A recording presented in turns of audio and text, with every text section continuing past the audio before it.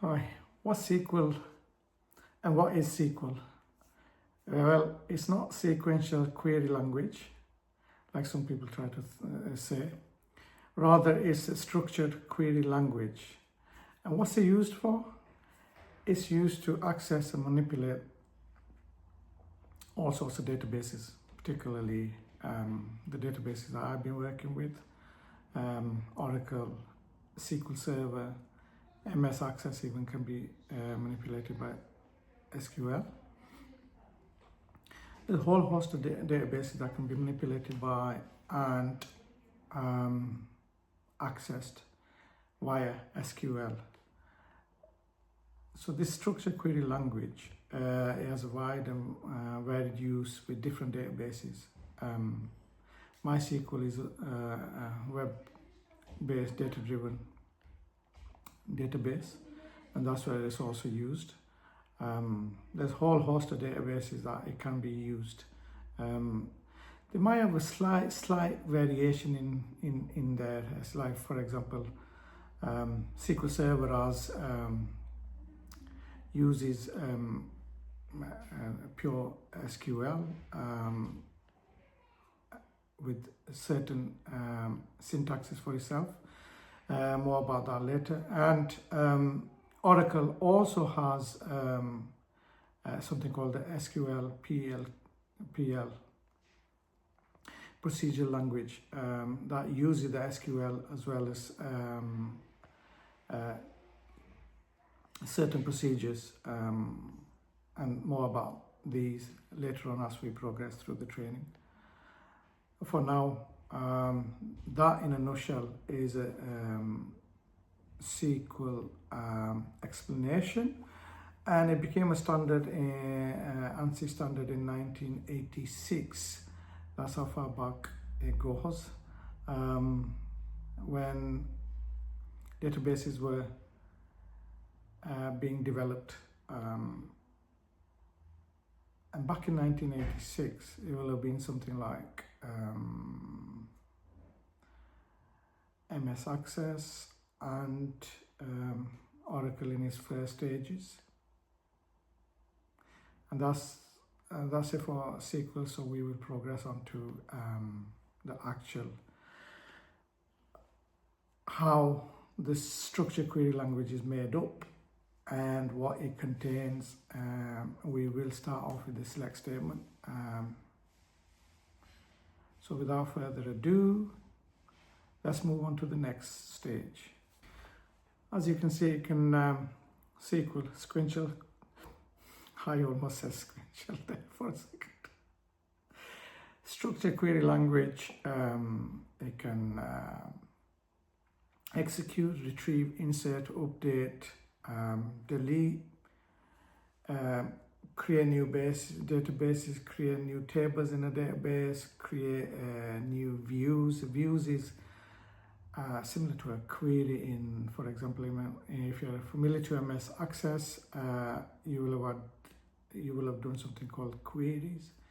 Well, the views are made up. They are queries, but they are made up from a table or multiple tables. And a view represents a specific data set for you to consume in other areas. For example, if you wanted to do a Power BI report, you would create a view in, if you were in, for example, SQL Server, you would create a view that could be reused, so you would not use, and it could be accessed by anybody who you would want to give permissions to. So in essence, you could create views and you would not need to create view over and over again in a particular report. You could access the same view, and you could even manipulate the views if you wanted to. It just depends how you wanted to use it.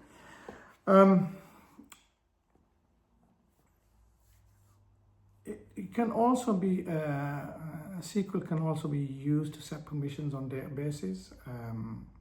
It could also be used for creating indexes and primary keys, and that's bit more in depth.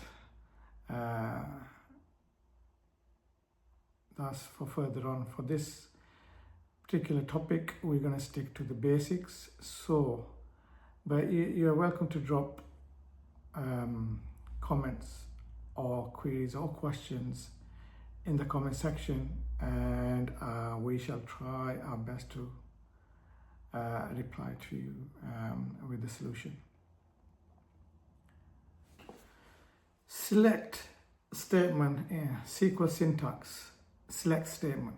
Now select isn't that you are going to select a particular shirt from your wardrobe or trousers. A select statement in a SQL syntax means you are going to select certain columns. You may select them from a table, or you may select them from multiple tables, just depending on your need. For example, in this particular example, we've selected select star from customers. Now, as you can see from the sample data, there's name and a little bit more details on a particular customers. Now, the star, you'll be thinking select star from. So what's the select star done? Well, the select star done, simply what it's done is select obviously is going to select everything that you ask it to select. So it's going to basically query the database or databases, depending on whether you're querying a one set of database or multiple sets of databases, but you can, depending on what you're doing, is so select star, you are going to you're saying to the database,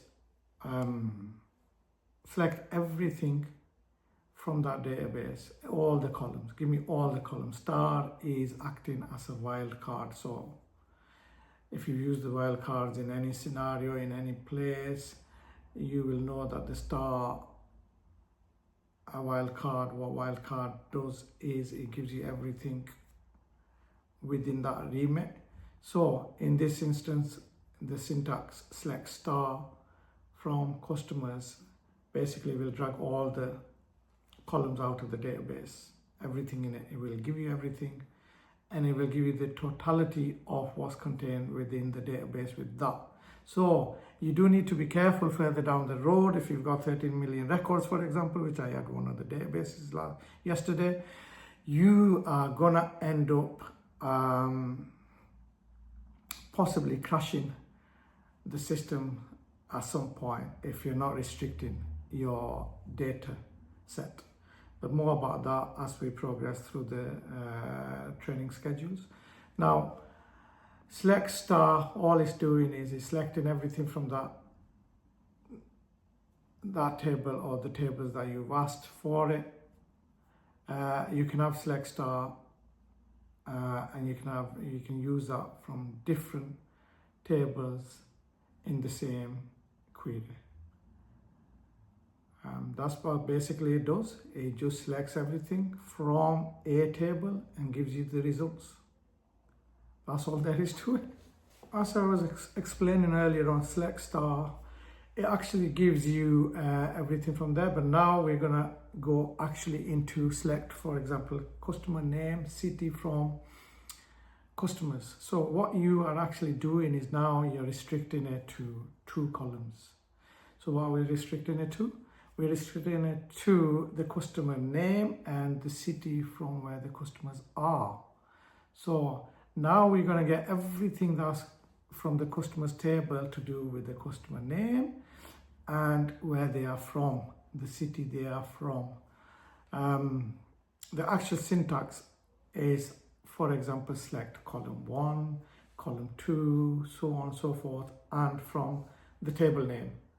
So to reiterate, this time it's not a wildcard, it's select customer name, column 1.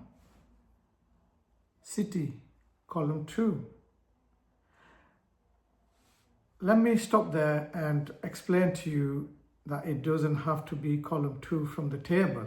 So if you got a table, for example, name, address, telephone number, postcode, then city. So just because I've explained select column 1, column 2, that's the syntax.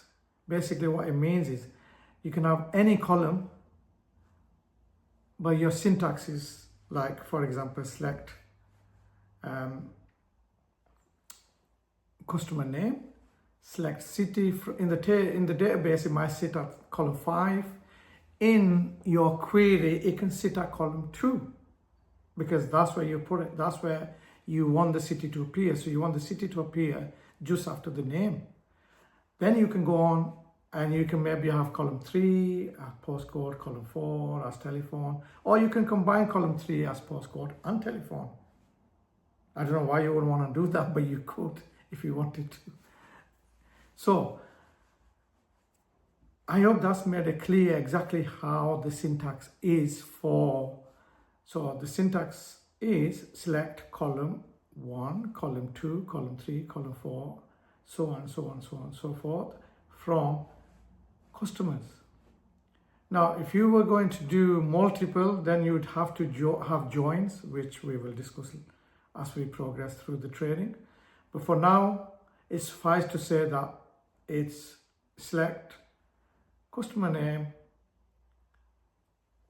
city, and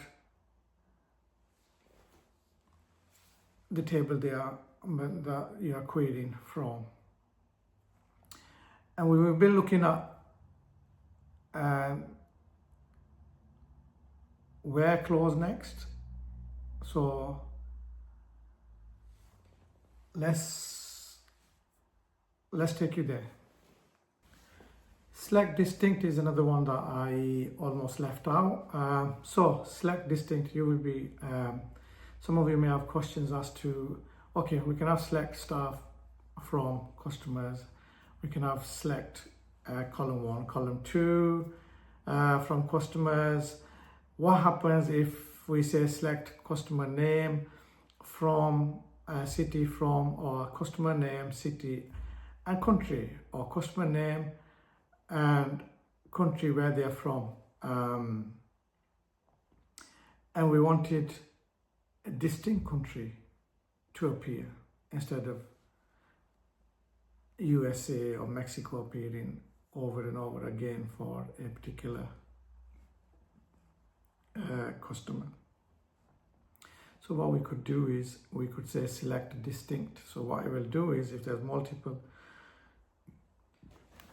records in there, it will take out the unique record, and it will just give you the unique, and it will not give you all the duplicated records within a data set. It's quite useful in places where, for example, you've got orders table and you've got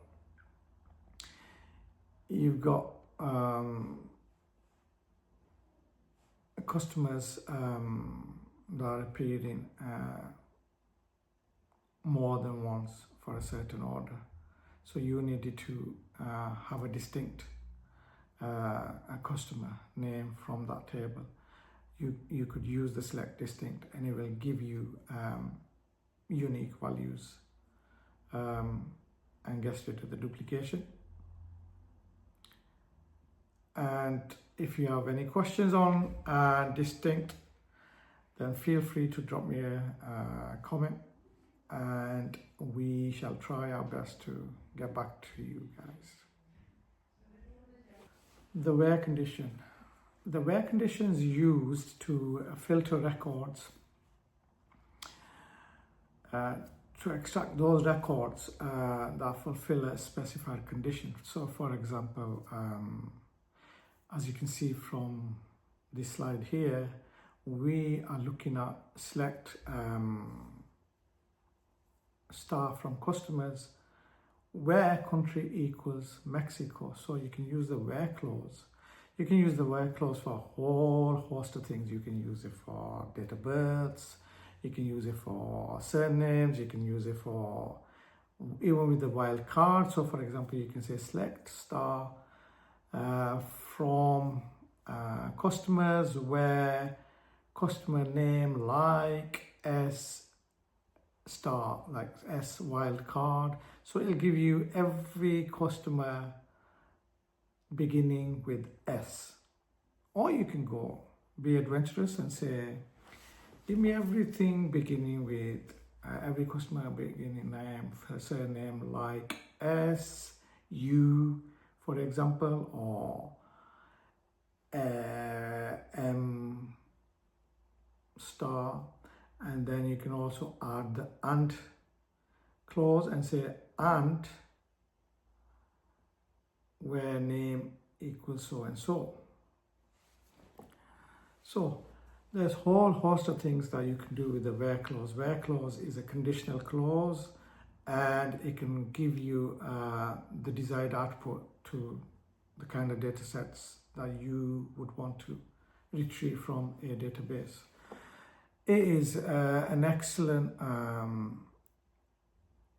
it's an excellent piece clause, and it can restrict the data quite considerably. For example, if I have 2 million records and I just wanted to take out everything that has to do with, for example, sales within a certain city but within a certain postcode, so I will only get that, but I'll end up using the where clause for that, where postcode equals XYZ, or the zip code in USA terms, the zip code in the UK terms, the postcode, and any other country that restricts it by whether it's postcode, zip code, or anything equivalent. So where clause is very powerful. And talking of where do we go from here? Right, the next vlog will be based on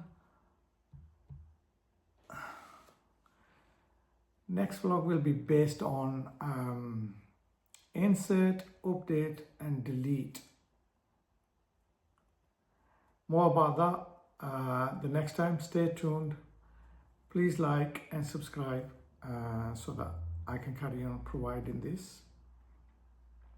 Look forward to seeing you guys next time, but do drop me comments in the comment section, please. Thank you for watching. Till the next time, bye.